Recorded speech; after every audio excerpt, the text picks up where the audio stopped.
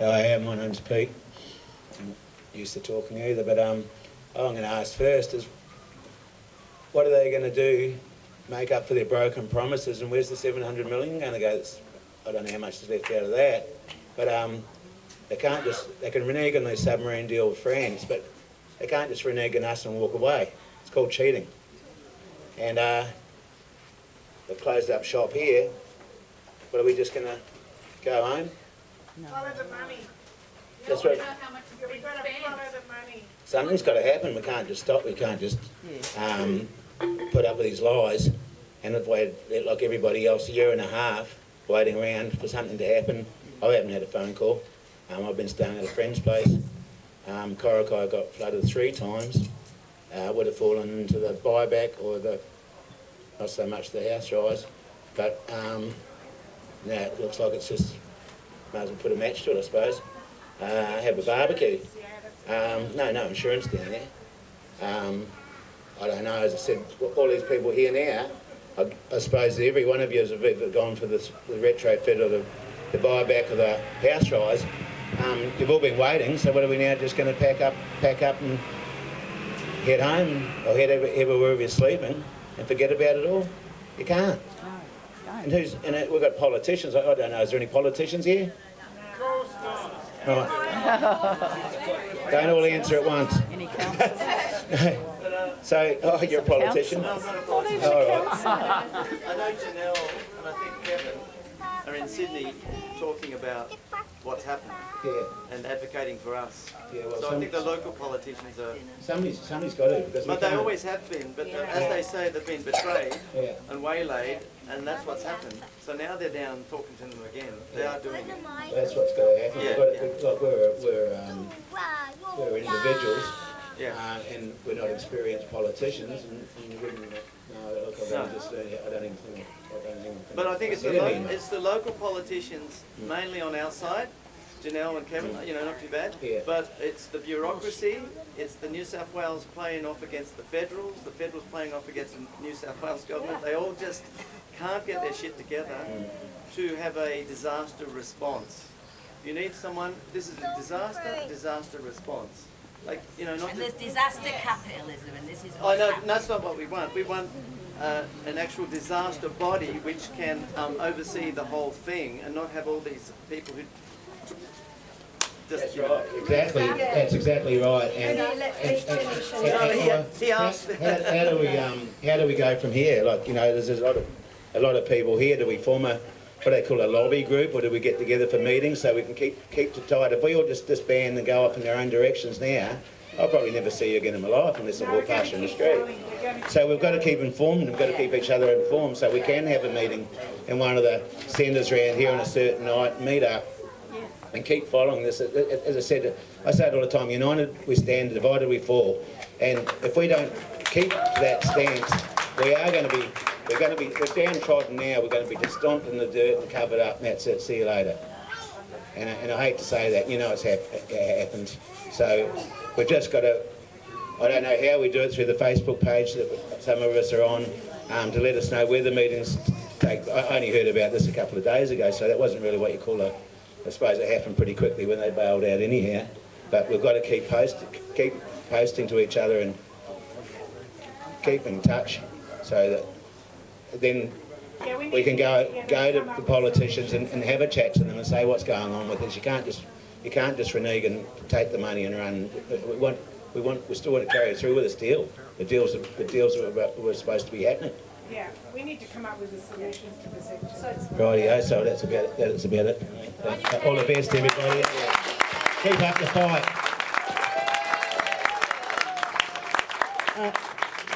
Because we've got a few more speakers, but we plan to, at the end, talk about actions that we can do when we leave here, not just go home, but some specific things that we know people that are in train and things that we intend to do in the next little while.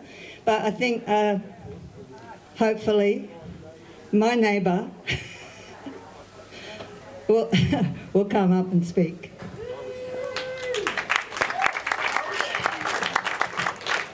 Hi everyone, my name's Maz, and first of all I'd like to acknowledge that it's NAIDOC week and we're standing on Bundjalung land, so always was, always will be. I'm Mim's neighbour. I live on the river in North Lismore, and I am currently suffering from survivor guilt because I got an offer. So I want to say to all of my friends in North and South who've been left high and dry, I'm so sorry. I'm so very, very sorry, because at one point when I was told I was going to get an offer, I was also told that I would be no worse off, that I'd be okay. So I'm a vision impaired woman who works 4 days a week, decent job. I care for my 22-year-old disabled son who I'd built with NDIS money, a complete unit under our home. We lost it all. We lost it all. And the corporation has given me the crappiest offer you could possibly think of, but it's better than what a lot of you are facing today. So that's why I have the guilt. So I'm going through the process of asking their legal team the questions, of trying to work out what actually their process is for appealing, which a lot of you may well go through in the future. And no one's giving me a straight answer, and I imagine that many of you that are standing in front of me today won't get a straight answer when you ask why you're not in one of the streams. And it's shitty. It's bad news. You shouldn't be told one thing and then have that taken away from you months, weeks later. And we can't trust anymore that the process or the government will protect us or look after us in this. The only people that we can trust, I think, is each other, which is what we were doing in the first place. So maybe we should have stuck with that. So when we get to the point in this meeting when we talk about ways forward, I think one of the things we should be doing is doing a bit of a communication tree about how we talk to each other. So people who have appealed know what the information is that we've been given about appeal, how we put that together, are we being given the same information? Those types of things I think are really important, because we're all standing here now being really angry and sad, and that's okay, but is it going to get us anywhere? It's not going to get us anywhere. The only thing that's going to get us anywhere is if we join together, share information, and hold the powers that be to account. I'm not going to say anything else except I'm just really sorry with your disappointment. You've all waited so long to be given this shitty news, and it's really not fair. It's just not fair. Thanks.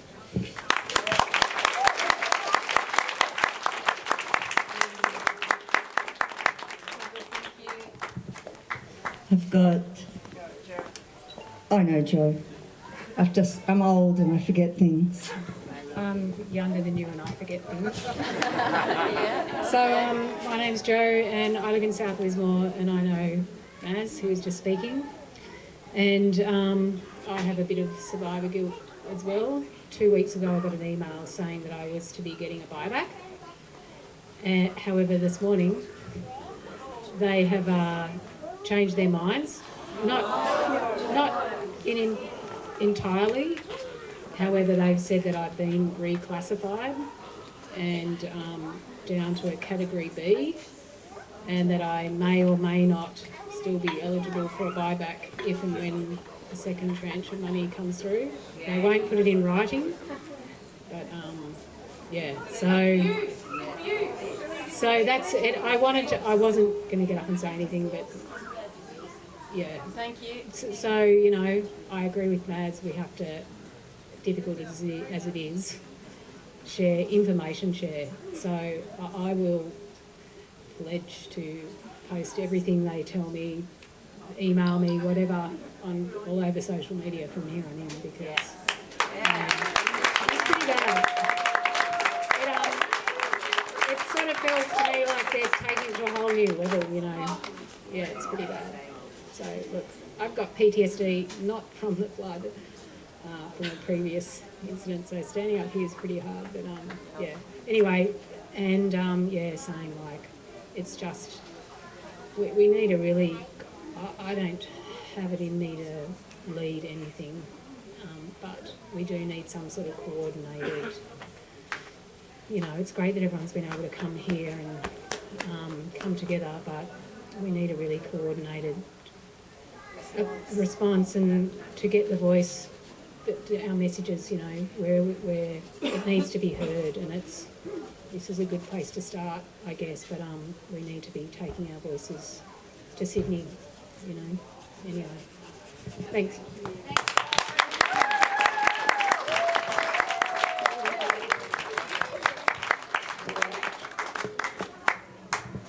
Yeah, it's not easy to take the microphone. My name's Antoinette, and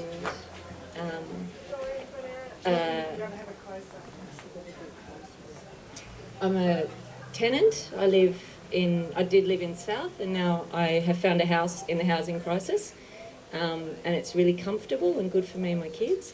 But through the buyback, we'll be evicted, which I'm really happy for people to get the buyback, obviously, and you know whatever works. But yeah, eviction from people who don't even ask your name.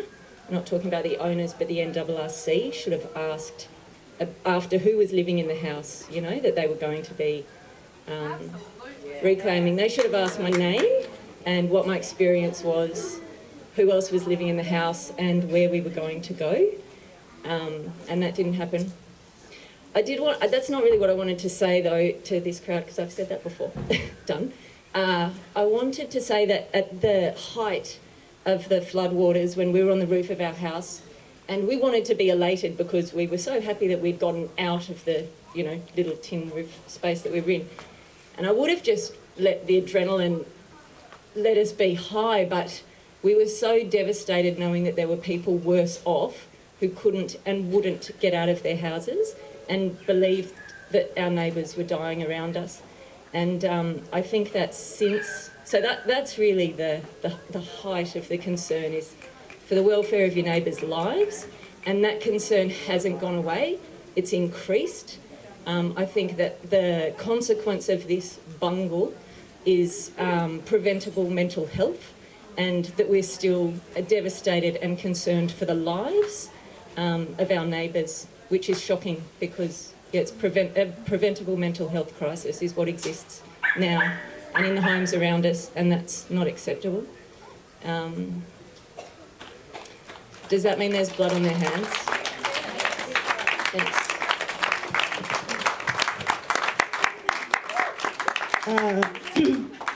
Just one thing I heard from Gareth James, who was actually on the executive team of the NRC at a meeting, and his program was the Homes program. And I asked him the question, what metrics are you using to find out what's happened to the people? Where have they gone? Why have they gone? How many have come back? And he said, he babbled on a little bit, but he came to this point. He said, oh, yes, well, the warm data, we don't really have a way to find that out yet. I think he meant warm by living things and people with beating hearts. But the NRC, didn't have a way to find out what was happening to people. Reconstruction, and the clue was in the name, I think. Oh, yeah, and Henry wants to come up and speak.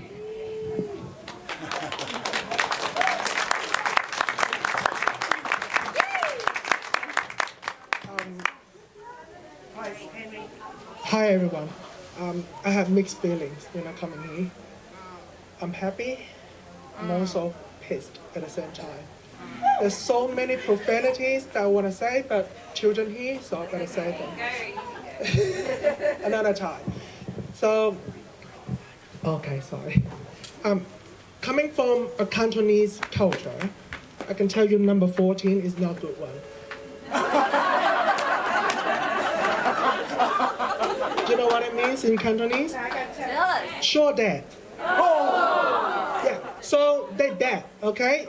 What I want to tell you guys is they dead. Forget about them. Don't worry about it. We move on to another chapter. This is the chapter where we claim back our power.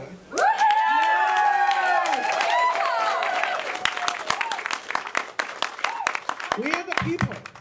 We are the people, and we have power. I call it people power. Right? I pay the same amount of tax like the people in cities, like the people in Sydney. So there's no way I will accept any sort of discrimination. I came to the country for beautiful things. Kindness is first of it. I seek for refugee when I first came to this country, and I got it. And I still get it. You guys show it. Kindness. They don't have it. Okay? All they have is NRC. You know, to me, NRC is no real reconstruction care.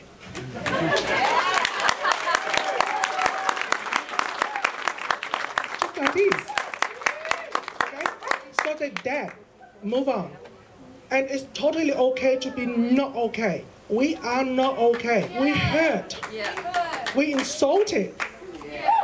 Okay? So now we're going to tell them, fuck this.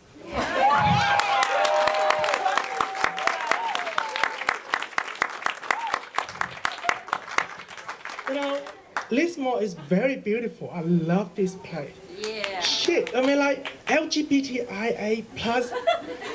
Fuck, that's the first thing. The second thing is, we are so damn resilient.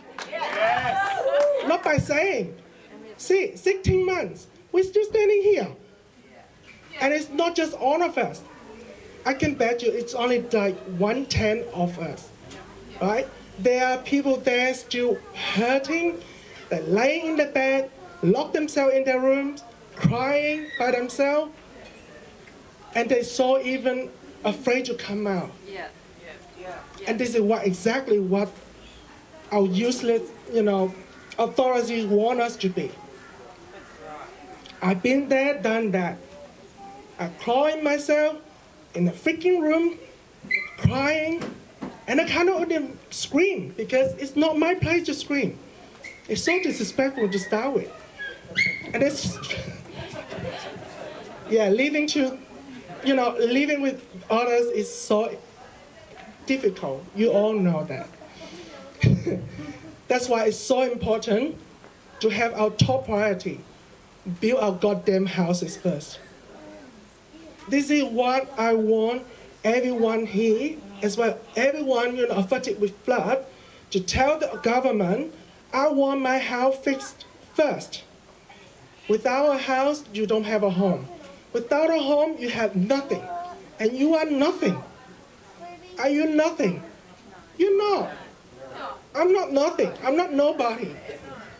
Right? I'm now a bloody angry Asian.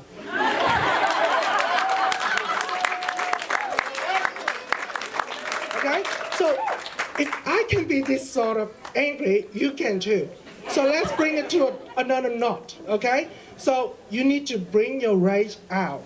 You need to utilize it, make it become your power, right? And that's why we're here, okay? We are not alone, okay?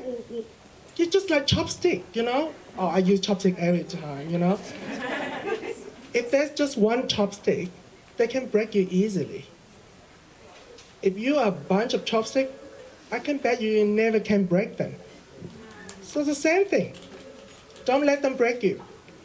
Okay? Don't let them break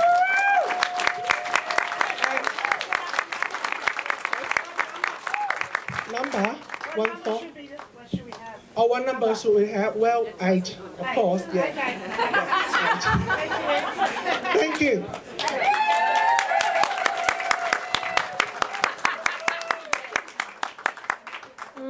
I haven't been talking for a long time, and this is the first time that I've come up and used my voice. I'm also not wearing a mask because I'm sick. I'm wearing it so that you can hear what I have to say rather than my face. So I've always been poor. I've always been the sort of slightly poor, but not so, but richer than my friends kind of poor, in the sense that I could buy bread and they couldn't. But my point is I went to Sydney on a scholarship, and I saw how the people thought and how they thought in terms of money, in terms of the empathy they have, in terms of what they think and how they feel. They don't get it in the sense that they think we're being dramatic because they haven't experienced it. And the only way to get them to experience it is to literally take their money away. Now, I'm not arguing, I'm not saying you should go rob them, okay? I'm just saying even the kindest, most wealthiest person out of the wealthy, the kindest type of person there is, they still do not get it at all. They think they get it, but they, at the core, where it matters the most, they don't actually understand what we're talking about, and they can't empathize as much as they want. And then we get all the Sydney people, it's usually just Sydney people, I've seen it. They come down to this area to live the boho lifestyle, to live with the crystals, to live with the nature, because they want what we have, but what we have isn't the crystals and the nature. It's the experience of what it's like to not have money, to feel for our common person, to feel for our common man. And they so desperately want that they think that by coming here and being in nature and doing the spiritualism that is in our culture here is doing it. But then they realize, why is Joe down the road who wears shorts and thongs and, you know, has 20 cents in his bank account right now, why does he have more than I do? And the answer is that he cares more because he's been there and he's extended the hand, he's thought more. They don't think in the same way that they think they do. And I just want them, I'm not attacking rich people out there, I'm not attacking you, I'm not saying you're dumb, I'm just saying that you need to take the plunge in a way that actually matters. You can say that you care, but do you actually do anything that shows that you care? Because you can preach and say, oh, I feel so sorry, thoughts and prayers, or, you know, it's so tragic what happened down here. But are you coming down here and donating your second house, like the funds from your second house? And I'll use a perfect example because one side of my family are multi-millionaires. My cousin, who I love dearly, and I was in Sydney at the time, and I was living off 20 cents. You know, I was just getting by. I was barely eating. I was losing everything. I would come by and I would visit him, and I would, you know, just not preach to him or anything. I just tell him, hey, you know, is it okay if you buy dinner? He's like, oh yeah, no problem. I'll buy you dinner. Like, it's no thought out of my brain. But and then I talk about, because he'd get me talking. I talk a lot. Well, this is the first time I've been talking in a while, so now I'm just kind of like really excited to talk. Because I took not a vow of silence, I just, yeah. Anyways, back to the point. He knew I had no money. He knew I had goals. He knew I wanted to do this and that and this and all these things. Sorry, Mike. But he never offered once. He never extended that hand, because even though he's a multimillionaire with multiple houses, with he's really smart. He's really smart. He's got that brain for numbers, and that makes him utilize it, and that makes him valuable in our society. I'm not saying valuable in any other way. I'm just saying specifically in our society. And he, $10,000, right, is a drop in the bucket for him, but it is everything in the world to me. It would change my life. It would change all of your lives. That one drop in the bucket, 10 grand, just say the lowest minimum amount, 10 grand, right? That would change all our lives. That would make it easier for us to live. It would make us easier. It would improve ourselves, and it's a drop in the bucket. And he doesn't get that. He thinks he earned it all himself. But he went to private schools, he had tutoring, he had a super smart mother, he was part of that original family that had all this money. And he's empathetic enough to talk to me. Because I don't have any money, he's empathetic enough to think, oh, I'm an equal. But in ways that matters, he doesn't extend the hand. That they don't get it. You need to do something. Do something.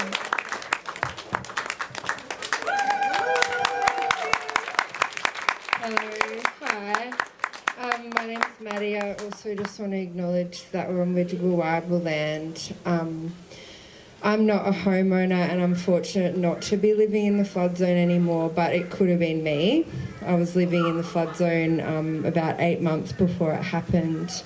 I just wanted to say I know a lot of people and have been working in recovery, and this is really hard and it's really traumatising for people, and what has happened with the government response to this is not okay.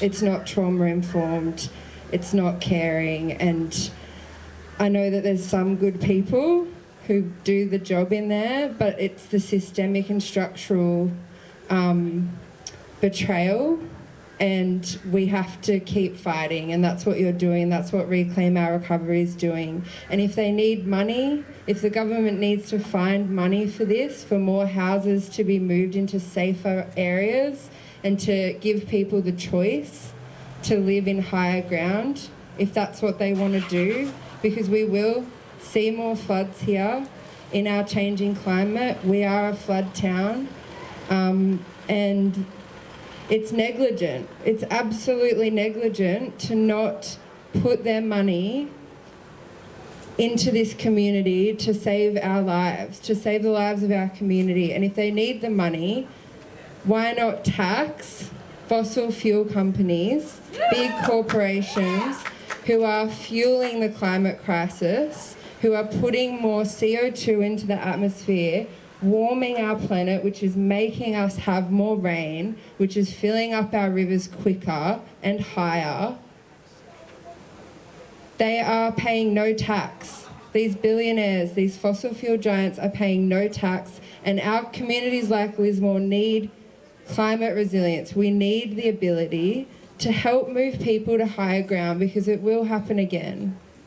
And I just want to commend the work of Reclaim Our Recovery and just encourage everyone to please keep getting help. Don't do it alone. There are great services and organisations out there that can advocate with you. You don't have to do it alone, and let's just keep supporting each other like you are. Thank you.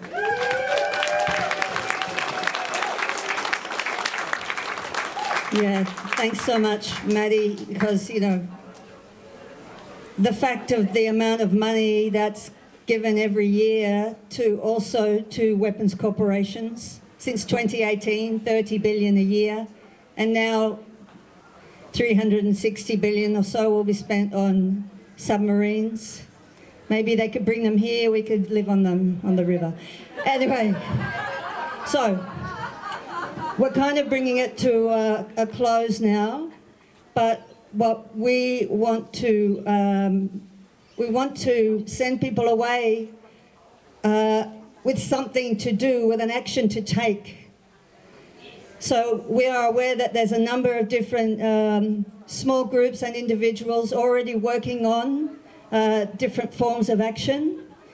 So, for example, if you go on to Lismore Connections NRRC Watch, there's Helen Robinson is in connection with some people organising a petition. There's talk of class actions. There are letters to be written. There's emails to be sent. There's Facebook pages to go on and to leave comments. Don't forget the appeals process. I was getting to that. So we actually have 2 projects in mind, and we'd like to just introduce that here now. One is about the appeals process. This is the appeal that people can make if they have been refused buyback or any other government money. So those people who've got the phone calls, some people know that. There is a website, there's a place that you can go to put in an appeal. What we want to encourage is as many people as possible put in an appeal. And to that end, and over the next couple of weeks, we were getting organised to set up a public opportunity, possibly at markets. We have people offering laptops, people offering legal expertise and administrative expertise, and we will bring that into marketplaces. We want to assist people to appeal. So things that we're thinking of is a template that comes from that document, so that it's very easy for people to write up. So we want to encourage and support people to do that, and we will be doing that over the next few weeks. But if you are good at filling in forms, get a little kitchen table meeting with the people in your street, come together with that form, figure it out together. I think we're all amazingly smart. So that's one action that people can take straight away. You've also got 2 more weeks to make a submission to the Resilient Land Strategy. But as I was talking about before, most of you already know that how can you have a resilient land strategy if it's not related to the home strategy? Doesn't make sense. So the submission that Raw put in makes that very clear from the beginning. We see these two as related. If you think that you can't write a submission, it doesn't matter how much you write. You can write a small amount. You can write a poem. You can write something about your story, but the more submissions, the better. The other thing that we're really keen on doing in the next while is we want to work towards a people's assembly. So that's a project that we're really, really keen on. So some things you can do when you leave. You can go and find out about these petitions. You can write letters. Get on Facebook, find out what's going on. Connect with the people in your street who have had the phone calls. Compare notes. Let's put it out there. Publish the whole lot. Publish your submission. Let us know what you've heard so we can get to the truth of it. Start to think about taking an appeal, making an appeal. And if you need help, reach out to Raw on our Facebook page. We would really love to help, and we'd like to do that in the future. And what other ideas have you got for taking actions? There's all sorts of things. We were talking before about ringing your politicians and so on, or to speak to them. There's one here.